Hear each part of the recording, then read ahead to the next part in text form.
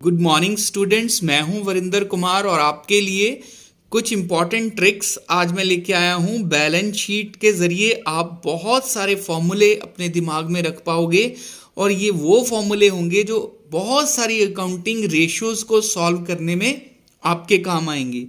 Balance sheet भी मैं ये नहीं कह रहा हूं कि पूरी बैलेंस शीट की एक समरी अगर आपको मिल जाए, बहुत ही छोटी सी मैंने बना दी है वो समरी, उसको अगर आप देखोगे ध्यान से तो उससे आप बहुत सारे फॉर्मूले जो हैं वो खुद ही बना पाओगे और अपने दिमाग में रख पाओगे।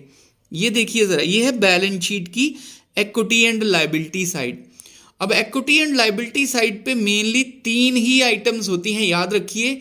इक्विटी एंड लायबिलिटी साइड पे मेनली सिर्फ तीन ही आइटम्स होती हैं एक बैलेंस शीट के अंदर। सबसे पहली होती है इक्विटी, जिसे आप शेयर होल्डर्स फंड भी कहते हैं। दूसरी होती है डेट्स, जिसे आप नॉन करंट लायबिलिटी भी कहते हैं। तीसरी होती है शॉर्ट टर्म डेट, जिसे आप करंट लायबिलिटी कहते हैं। तो यही तीन मेन आइटम्स होती हैं, share holders fund, non current liability, current liability. या दूसरे शब्दों में कहूं तो इक्विटी, डेट और शॉर्ट टर्म डेट। और ये आपका लग जाता है लायबिलिटी साइड का टोटल। अब टोटल लायबिलिटी कहूं या टोटल एसेट्स कहूं, एक ही बात है, क्योंकि मुझे पता है, आपको पता है कि बैलेंस शीट की दोनों साइड्स एक समान होती हैं। इक्वल टोटल, सेम टोटल आता है दोनों तरफ। तो इसलिए टोटल एसेट की जगह आप टोटल एसेट भी कहोगे तो उससे कोई फर्क नहीं पड़ने वाला।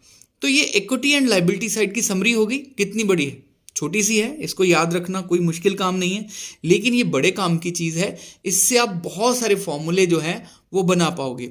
जैसे मैं कोशिश करता हूँ, मान लो आपको किसी क्वेश्चन में रेशो का कोई क्वेश्चन है जिसमें आपको टोटल एसेट्स निकालनी है, तो यहीं से देखो ना, equity plus total debts. Total debts क्या है एक्चुअली? नॉन करंट लायबिलिटी और करंट लायबिलिटी का एग्रीगेट, दोनों का total. Debts plus short term debts का टोटल, उसे हम टोटल डेट्स बोलते हैं। तो अगर मैं इक्विटी और टोटल डेट्स को प्लस कर दूं तो मेरे पास आसानी से टोटल एसेट्स आ जाती हैं। एक ये फॉर्मूला बन गया। और बनाइए जितने आप बना सकते हैं। मान लो मेरे को इक्विटी की जरूरत है किसी क्वेश्चन में, लेकिन मेरे पास उस क्वेश्चन में इक्विटी मिसिंग है। तो मेरे पास ये चीजें हैं, अगर टोटल एसेट्स और टोटल डेट्स, तो आसानी से फॉर्मूला बन गया मेरे पास। टोटल एसेट्स में से अगर मैं टोटल डेट्स को माइनस करूं तो बचता क्या है? इक्विटी ही तो बचता है। तो फिर वो इक्विटी मुझे मिल गया। अब टोटल एसेट्स में से अगर मैं इक्विटी को माइनस करूं तो अगर किसी क्वेश्चन में मुझे टोटल डेट की जरूरत है तो वो मिल जाएगा। तो यहीं से देखो आप कितने सारे फॉर्मूले बना रहे हो। फिर मान लीजिए किसी क्वेश्चन में टोटल डेट तो है और नॉन करंट लायबिलिटी भी है, but you need current liability. तो कितना आसान हो गया, टोटल डेट में से नॉन करंट लायबिलिटी को माइनस कर दो तो बचेगा क्या? सिर्फ करंट लायबिलिटी। अब उल्टा भी कर सकते हैं, मान लो किसी क्वेश्चन में हमें नॉन करंट लायबिलिटी चाहिए, तो टोटल डेट्स में से करंट लायबिलिटी को माइनस कर दो तो बचेगा क्या? Non current liability. अब एक और, मान लीजिए आपको टोटल डेट चाहिए, तो दोनों दिए हुए हैं, नॉन करंट लायबिलिटी और करंट लायबिलिटी, तो करो ना दोनों का एग्रीगेट, मिल जाएगा आपको टोटल डेट। तो कितने सारे फॉर्मूले तो मैंने अभी बोल दिए, पता नहीं और कितने आप खुद बना पाओगे। तो ये एक टेक्निक है खुद फॉर्मूले बनाने की, ना कि उनको मेमोराइज करने की। अगर कोई आपको ये बोल दे कि बेटा ये याद रखो, इक्विटी का फॉर्मूला होता है total assets minus total date, कितनी देर तक इस बात को याद रखोगे? क्रैम कर सकोगे इसको?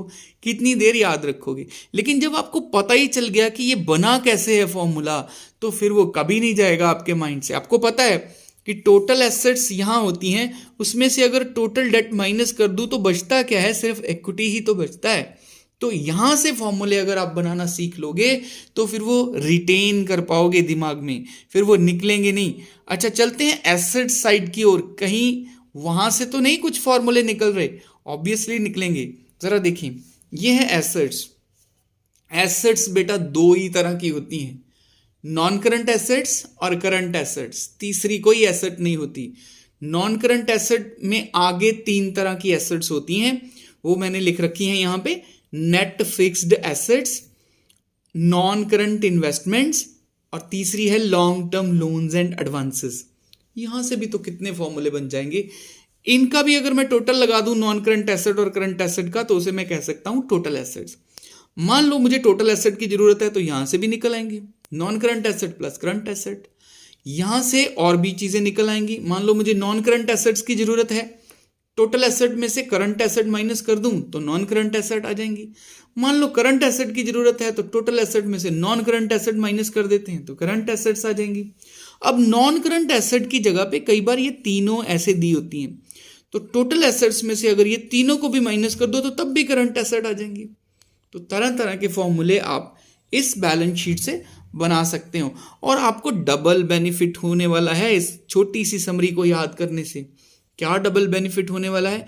क्योंकि आपके पास एक और चैप्टर भी तो है जिसमें है कि बैलेंस शीट के अंदर कौन कौन सी मेजर हेडिंग्स हैं, कौन कौन सी सब हेडिंग्स हैं। तो एटलीस्ट ये समरी आपको मेजर हेडिंग्स तो याद करवा ही रही है कौन कौन सी होती हैं। तो एक बैलेंस शीट के अंदर जो मेजर हेडिंग्स हैं वो यहाँ से हमें याद हो ही रही हैं। एसेट साइड के ऊपर कौन सी मेजर हेडिंग्स हैं? नॉन करंट एसेट्स और करंट एसेट्स।